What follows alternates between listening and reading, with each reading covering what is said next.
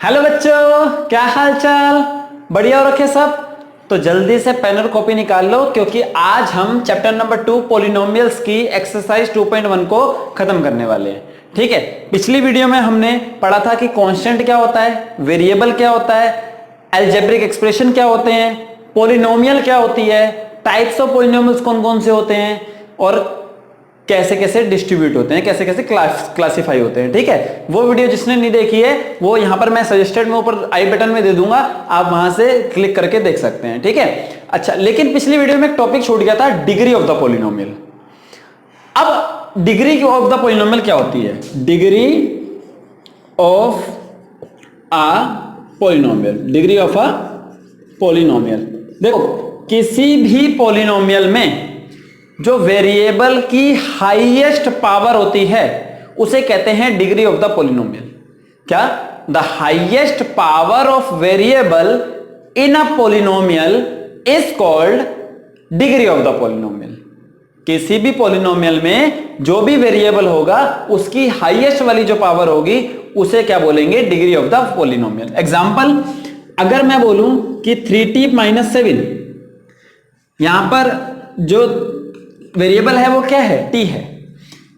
t की highest power कितनी है? कुछ नहीं है, तो 1 होगी। तो इस पॉलिनोमियल की डिग्री कितनी हो जाएगी?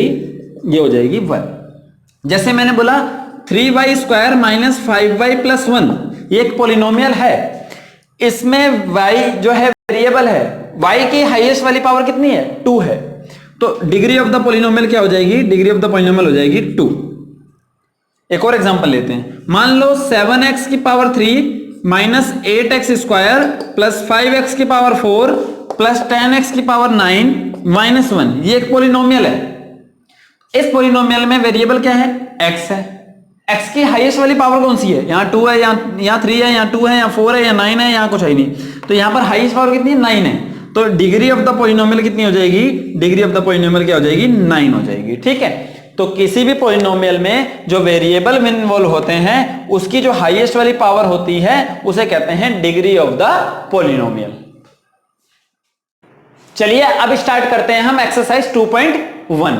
ठीक है, फर्स्ट क्वेश्चन देखा है, which of the following expressions are polynomials in one variable and which are not, state reason for your answer. वो कह रहा है नीचे जितने भी एक्सप्रेशंस दे रखे हैं अलजेब्रिक एक्सप्रेशन, उसमें से कौन से एक्सप्रेशन जो है पॉलिनोमियल हैं वन वेरिएबल में और कौन से नहीं है, और अपने आंसर के लिए आपको रीजन भी देना है। ठीक है, तो मैंने पहली चीज तो देखो, सॉल्यूशन नंबर 1, फर्स्ट का फर्स्ट। ठीक है, मैंने आपको पिछली वीडियो में बताया था पॉलिनोमियल होती क्या है?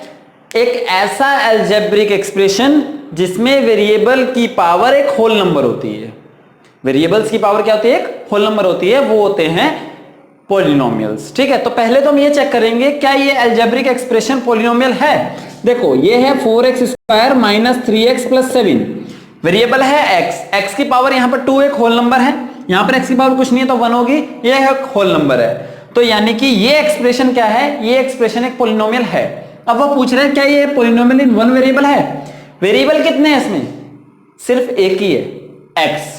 ये मत कहना कि 2 हैं, वेरिएबल तो x है ना सिर्फ, तो वेरिएबल कितने हैं? एक ही है। तो ये क्या हो गई? ये हो गई पॉलिनोमियल इन वन वेरिएबल। ठीक है, तो क्या लिखोगे?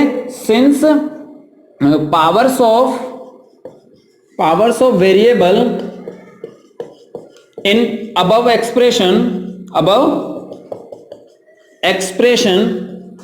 is a whole number, hence it is a polynomial in one variable। ठीक है, अच्छा, सेकेंड वाला पार्ट क्या दिया है? सेकेंड वाला पार्ट दिया आपको y² + √2। मैंने कहा था कि भाई वेरिएबल की पावर जो है होल नंबर होनी चाहिए, वेरिएबल y है, y की पावर 2 है, ये एक होल नंबर है, तो ये भी क्या है? एक पॉलिनोमियल है। वेरिएबल है कितने? y है, सिर्फ एक ही है, तो ये क्या हो गई? पॉलिनोमियल इन वन वेरिएबल। तो क्या लिखोगे? Since power of variable in above expression is a whole number, and it contain only one variable, therefore it is a polynomial in one variable. ठीक है, आप ऊपर वाले में भी लिख सकते हैं and it contains one variable. ठीक, सी द थर्ड पार्ट क्या दे रखा है आपको, 3√t प्लस t√2। क्या ये पोलिनोमियल है वन वेरिएबल में? तो देखो अगर मैं इसको सॉल्व करूं तो ये हो जाएगा 3t की पावर, रूट को क्या बोलते हैं, पावर हाफ। ठीक है, प्लस t√2। देखो यहां पर वेरिएबल क्या है, t है, और t की पावर क्या है, यहां पर हाफ है। हाफ का मतलब क्या हो गया, फ्रैक्शनल। फ्रैक्शनल क्या है, ये होल नंबर नहीं है। क्या नहीं है, होल नंबर नहीं है। जब ये होल नंबर नहीं है तो ये पॉलिनोमियल ही नहीं है, और ये पॉलिनोमियल ही नहीं है तो वन वेरिएबल में कहां से होगी। ठीक है, तो क्या लिखोगे, since power of variable in above expression is not a whole number, therefore it is not a polynomial। ये क्या है, एक पॉलिनोमियल नहीं है, ये सिर्फ क्या है, एक अलजेब्रिक एक्सप्रेशन है। ठीक है, फोर्थ पार्ट देखते हैं। फोर्थ पार्ट क्या दे रखा है, y प्लस 2/y। क्या ये पॉलिनोमियल है वन वेरिएबल में? इसको सॉल्व करते हैं पहले। देखो ये हो गया y प्लस 2, ये y की पावर 1 है, इसको न्यूमरेटर में लेके जाऊंगा तो पावर क्या हो जाएगी, नेगेटिव हो जाएगी, मतलब ये हो जाएगी y की पावर -1। और -1 क्या है, एक होल नंबर नहीं है। अगर ये होल नंबर नहीं है पावर, तो इसका मतलब ये पॉलिनोमियल नहीं है। तो क्या लिखोगे, since power of variable in above expression is not a whole number, therefore it is not a polynomial।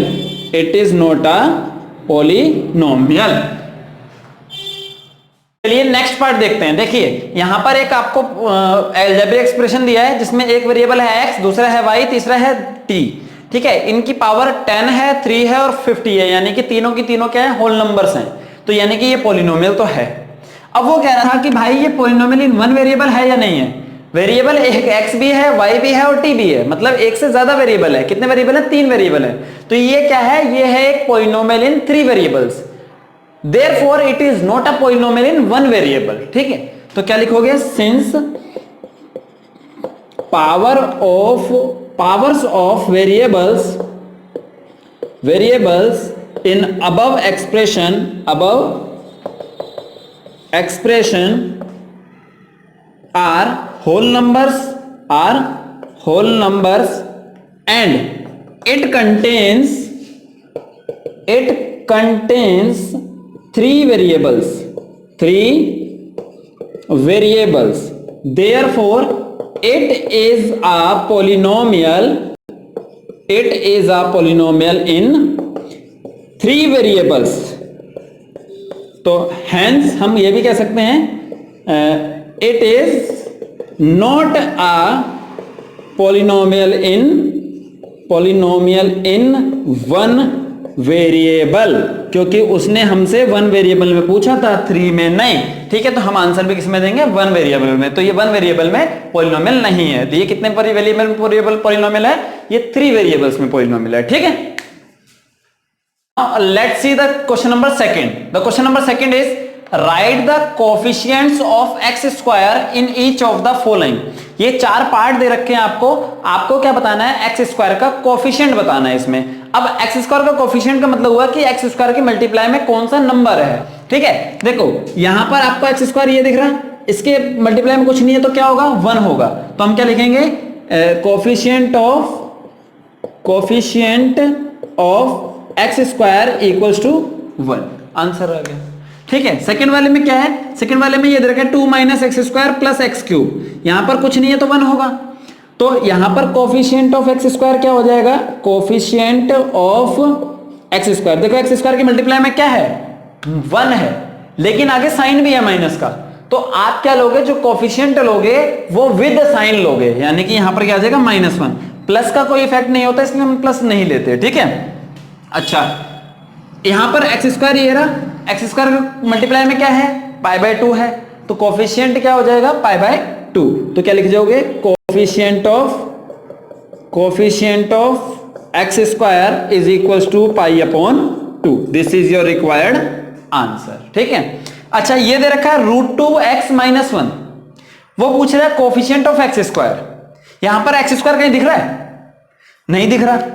अबे जब एक्स स्क्वायर ही नहीं है तो यहां पे हम एक्स स्क्वायर का कोफिशिएंट बनाने बैठेंगे क्या, बनाने थोड़ी बैठेंगे भैया, जो उसने दे रखा है उसी को बताना है, ठीक है, खुद मत बनाने बैठ जाना। तो सीधी सी बात है, जब एक्स स्क्वायर का टर्म ही नहीं है तो उसका कोफिशिएंट कहां से लाएंगे, जब एक्स स्क्वायर का टर्म ही नहीं है तो उसका कोफिशिएंट ही नहीं होगा, यानी कि उसका कोफिशिएंट क्या हो जाएगा, 0, ठीक है। ये क्या हो जाएगा इसका रिक्वायर्ड आंसर। चलिए थर्ड क्वेश्चन देखते हैं। थर्ड क्वेश्चन आपको क्या दिया है, give one example each of a binomial of degree 35 end of a monomial of degree 100। वो कह रहा है आपको एक बाइनोमियल डिग्री 35 वाली और एक मोनोमियल डिग्री 100 वाली का एग्जांपल देना है। मैंने बाइनोमियल और मोनोमियल पिछली वीडियो में बताया था। क्या होती है binomial, a polynomial having only 2 terms, एक ऐसी पॉलिनोमियल जिसमें सिर्फ 2 टर्म होते हैं वो होती है बाइनोमियल, और एक पॉलिनोमियल ऐसी जिसमें सिर्फ एक ही टर्म होता है, a polynomial having only 1 term is called monomial, ठीक है। तो हमें क्या करना है, हाँ, सॉल्यूशन कैसे लिखोगे, आप कोई भी एग्जांपल दे दो, उसमें आपको क्या बाइनोमियल का एग्जांपल दोगे तो 2 टर्म दिखाने हैं और वेरिएबल की हाईएस्ट पावर कितनी दिखानी है, 35, क्योंकि डिग्री क्या होती है, हाईएस्ट पावर ऑफ वेरिएबल। तो हम क्या लिख सकते हैं, हम लिख सकते हैं बाइनोमियल ऑफ डिग्री 35 इक्वल, आप कोई भी पॉलिनोमियल दिखाओ जिसमें 2 टर्म हो और वेरिएबल की हाईएस्ट पावर कितनी हो, 35। जैसे मैंने लिखा x की पावर 35 + 7, ये 2 टर्म वाली पॉलिनोमियल है जिसमें वेरिएबल की हाईएस्ट पावर कितनी है, 35। तो ये हो गई बाइनोमियल ऑफ डिग्री 35। अब मोनोमियल ऑफ डिग्री 100 क्या दिखाना है, monomial of degree 100 equal, monomial का मतलब एक ही टर्म होना चाहिए, डिग्री 100 का मतलब वेरिएबल की हाईएस्ट पावर 100 होनी चाहिए। यानी कि आप कुछ भी दिखा सकते हो, आप दिखाओ तो y की पावर 100, x की पावर 100, 2z की पावर 100, 7t की पावर 100, एक टर्म दिखाना है, ठीक है, और वेरिएबल की पावर कितनी दिखानी है, 100 दिखानी है, हाईएस्ट वाली, ठीक है। ये क्या हो जाएगा आपका answer. Now come on to the question number 4। Question number 4 is write the degree of each of the following polynomials. मैंने वीडियो के स्टार्टिंग में ही बताई आपको डिग्री क्या होती है, किसी भी पॉलिनोमियल में वेरिएबल की हाईएस्ट पावर को कहते हैं डिग्री। आपको ये 4 पॉलिनोमियल्स दे रखी हैं, इनकी डिग्री बतानी है। देखो यहां पर वेरिएबल ये है x की हाईएस्ट पावर कितनी है, 3 है, तो हम क्या लिख देंगे सीधे सीधे, degree of the polynomial equal to कितना हो जाएगा, 3। ये क्या हो गया इसका आंसर। इसमें वेरिएबल क्या है, y की हाईएस्ट पावर कितनी है, 2, तो डिग्री कितनी हो जाएगी पॉलिनोमियल की, डिग्री हो जाएगी 2। ये हो गया इसका आंसर। अब यहां पर वेरिएबल क्या है, t है, t की पावर क्या है, 1 है, तो यहां पर डिग्री क्या हो जाएगी पॉलिनोमियल की, डिग्री ऑफ पॉलिनोमियल हो जाएगी 1। ये 3 दे रखा है, वेरिएबल की हाईएस्ट पावर डिग्री होती है, यहां पे वेरिएबल ही नहीं है, ये तो कांस्टेंट है ना। जब वेरिएबल ही नहीं है तो यानी कि इसकी पावर क्या हो जाएगी, 0। अब वेरिएबल की पावर 0 है तो डिग्री ऑफ द पॉलिनोमियल क्या हो जाएगी, 0। ये आ जाएगी डिग्री ऑफ द पॉलिनोमियल क्या हो जाएगी, 0। भाई अगर वेरिएबल नहीं होगा इसका मतलब हम इसको ऐसे भी लिख सकते हैं, 3x की पावर 0 या 3y की पावर 0, कोई भी वेरिएबल ले ले, वेरिएबल ही नहीं है, वेरिएबल है ही नहीं तो उसकी पावर क्या होगी, 0। उसकी पावर 0 होगी तो इसका मतलब डिग्री ऑफ द पॉलिनोमियल भी क्या हो गई, 0, ठीक है। Finally, we are on the question number 5. That is the final question of this exercise. After this question, I'll give you homework. ठीक है, देखो क्वेश्चन नंबर 5 क्या दे रखा है, classify the following as linear, quadratic and cubic polynomials. मतलब आपको ये कुछ पॉलिनोमियल्स गिवन है, इसको आपको क्या बताना है, कौन सी क्वाड्रेटिक है, कौन सी लीनियर है, कौन सी क्यूबिक है। मैंने अपनी पिछली वीडियो में आपको बताया था कि जिस पॉलिनोमियल की डिग्री 1 होती है वो होती है लीनियर पॉलिनोमियल, जिसकी डिग्री 2 होती है वो होती है quadratic polynomial, and the polynomial having degree 3 is called cubic polynomial. तो हम यहाँ पर डिग्री बेसिकली चेक करेंगे, ठीक है। यहाँ पर पॉलिनोमियल में वेरिएबल है x की पावर कितनी है हाईएस्ट 2, तो डिग्री कितनी हो गई 2, डिग्री 2 हो गई तो ये कौन सी हो गई, ये हो गई आपकी क्वाड्रेटिक पॉलिनोमियल। कैसी हो गई, क्वाड्रेटिक पॉलिनोमियल। ठीक है, यहां पर वेरिएबल की हाईएस्ट पावर 3 है यानी कि डिग्री 3 हो गई, डिग्री 3 हो गई, इसका मतलब ये क्या हो गई, क्यूबिक पॉलिनोमियल। ठीक है, यहां पे डिग्री कितनी है 2 है यानी कि ये भी क्या हो गई, क्वाड्रेटिक पॉलिनोमियल। ये क्या हो गई, क्वाड्रेटिक पॉलिनोमियल। यहां पर वेरिएबल क्या है x की हाईएस्ट पावर कितनी है 1 यानी कि ये क्या हो गई, लीनियर। ठीक है, यहां पर t की हाईएस्ट पावर कितनी है 1 है यानी कि ये भी क्या हो गई, लीनियर। अच्छा, ये r है, r एक वेरिएबल है, वेरिएबल की हाईएस्ट पावर कितनी है 2 है, तो यानी कि ये क्या हो गई, क्वाड्रेटिक पॉलिनोमियल। क्या हो गई, क्वाड्रेटिक। और यहां पर वेरिएबल की हाईएस्ट पावर कितनी है 3 यानी कि डिग्री हो गई 3, that's why this is called cubic polynomial. ठीक है, तो हमारी एक्सरसाइज 2.1 आज खत्म हो गई है। ठीक है, ये कुछ प्रैक्टिस क्वेश्चंस मैंने आपको दे रखे हैं। पहले में आपको 10 पार्ट्स दे रखे हैं जिसमें लीनियर, क्वाड्रेटिक और क्यूबिक में आपको क्लासीफाई करना है। दूसरे में आपको 5 पार्ट दे रखे हैं इसमें आपको डिग्री बतानी पॉलिनोमियल की। स्क्रीनशॉट ले लीजिएगा। ठीक है, और आप करके देखिएगा कि आपको कितना समझ में आ रहा है। कमेंट बॉक्स में आंसर कमेंट कीजिएगा, मैं कंफर्म कर दूंगा कि आपके आंसर करेक्ट है या नहीं है। ठीक है, और अगर आपको हमारी वीडियो से 1% भी अगर फायदा हो रहा हो तो ये फायदा अपने दोस्तों तक जरूर पहुंचाएं। वीडियो को जरूर शेयर कीजिएगा अपने सारे क्लासमेट्स के साथ। एक भी बच्चा छूटना नहीं चाहिए आपकी क्लास का, क्योंकि एक भी बच्चा छूट गया तो संकल्प हमारा टूट गया। संकल्प नहीं तोड़ना है। इसी के साथ पढ़ते रहिए, बढ़ते रहिए और बने रहिए अपने बजाज सर के साथ। Thank you very much.